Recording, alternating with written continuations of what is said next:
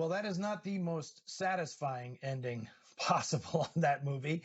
I am here with Christina Lane, the author of Phantom Lady, Hollywood producer Joan Harrison, the forgotten woman behind Hitchcock. Christina, can you help us understand the travails that Joan Harrison went through with this movie? Another example of a film that has multiple endings and ended up being somewhat dissatisfying for her.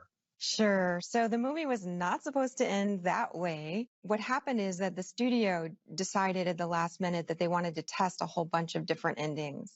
And they decided to go with the dream sequence that would give a happy ending to the younger audiences.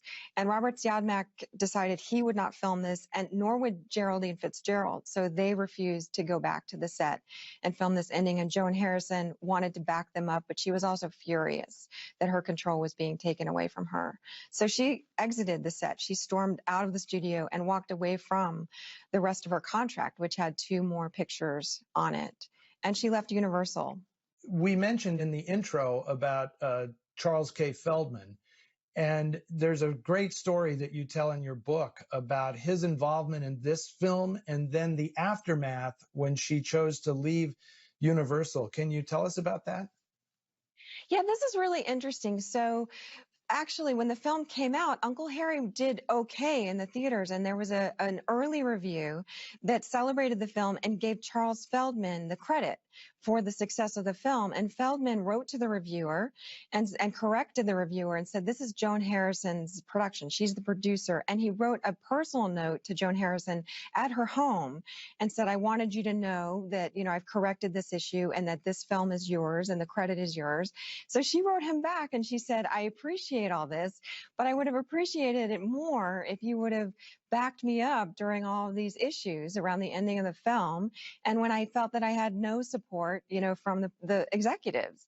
And so I thought she was an interesting person in that she continued to stand up for herself. And basically, this is a great example of how she was constantly finding herself alone, right? A woman alone and not supported by even her allies. I'm going to close out by asking you to sort of give us some perspective on Joan Harrison's contribution, not just to movies, because it went beyond that, really, and what her legacy is in entertainment.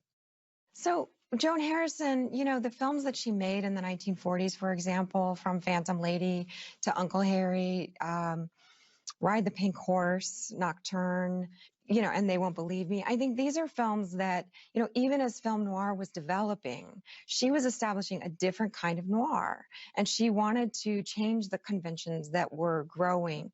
Basically, she was interested in challenging the conventions that were rising. And she also wanted to create a different sense of gender. She wanted to flip people's expectations and tell different stories. So particularly in terms of the female characters that you see a lot of interesting women, but you also see interesting men, and she really, I think in terms of the collaborators that she worked with, she developed an interesting philosophy, philosophical approaches and aesthetic approaches and storytelling approaches to noir that we really should appreciate now, in terms of her historical contribution. Yes, I totally agree. And also, people ask me all the time, like, why did film noir end?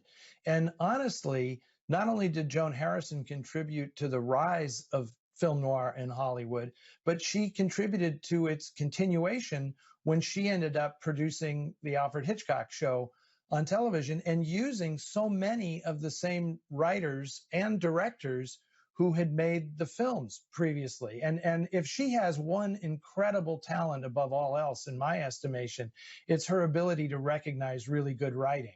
Because she was an excellent writer herself, obviously, but her ability to choose the proper writers to develop something. She knew where all the beats were. She knew how to do efficient characterization. She was absolutely extraordinary. Yes. Christina, I want to thank you once again for joining us. It's been an absolute pleasure. I look forward to when you're done with your next book, which I hope is somewhat noir related. I look forward to having you back on the show. Thank you. It's been such a pleasure. I will be back, and thanks so much. Oh, you are more than welcome. Everybody else gets to join us next week when we will be showing a very significant film in the development of film noir. Alan Ladd and Veronica Lake and Brian Donlevy in Dashiell Hammett's The Glass Key from Paramount in 1942. So be sure to join us for that. See you next week.